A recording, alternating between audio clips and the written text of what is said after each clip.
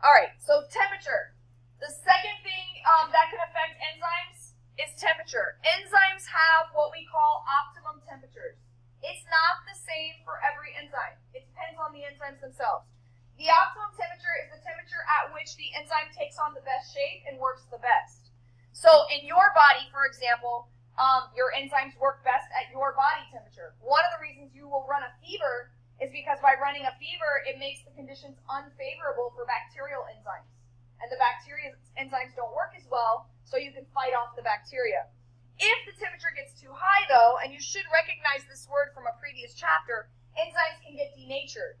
What that means is the tertiary structures, because remember, they're proteins, the tertiary structures and sometimes the secondary structures don't work.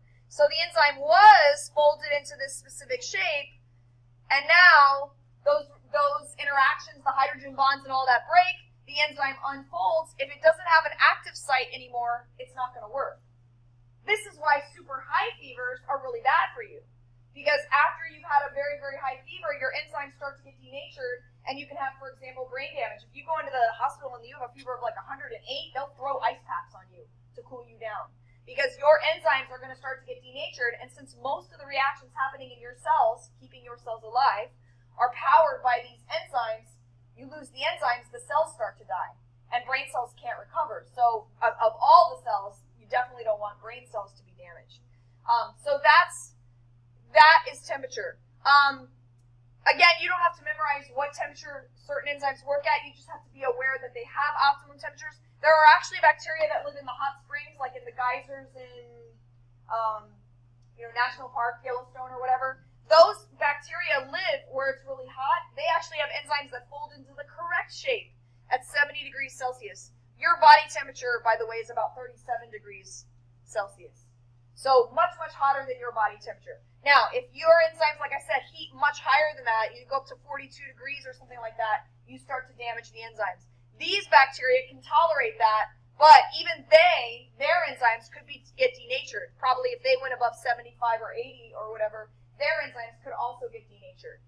You might not necessarily even denature an enzyme, but you could, if you get out of the optimum range, the enzyme just isn't going to be the right shape. It's not going to work very well anymore. It may not be permanently damaged, but it may not work under those conditions, and then when the better conditions improve, the enzyme may work again.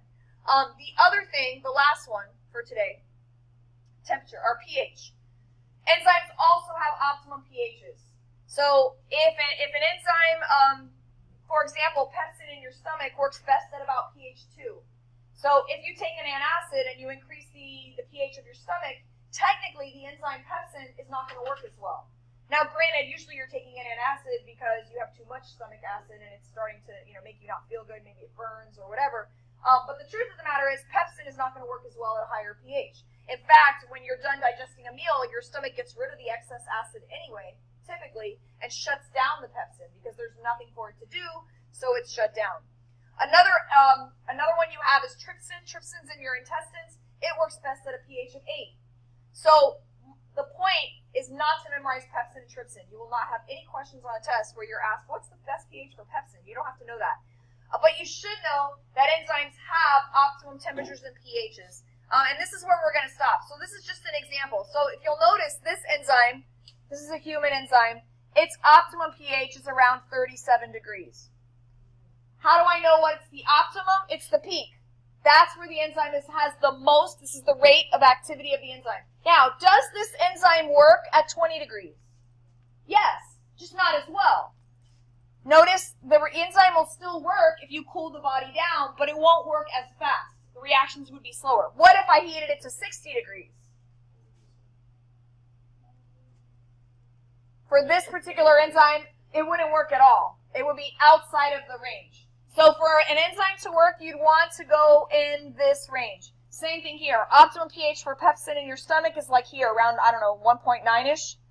If I increase my stomach to 3, pH of 3, it'll still work, but not very well. And if I go above that, if I go to 4, that particular enzyme will not work at all. It doesn't mean the enzyme was destroyed necessarily.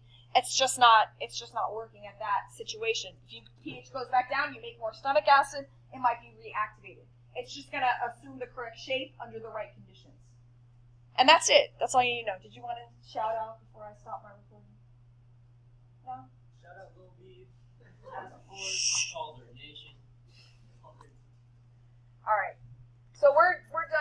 Okay, so I'm going to explain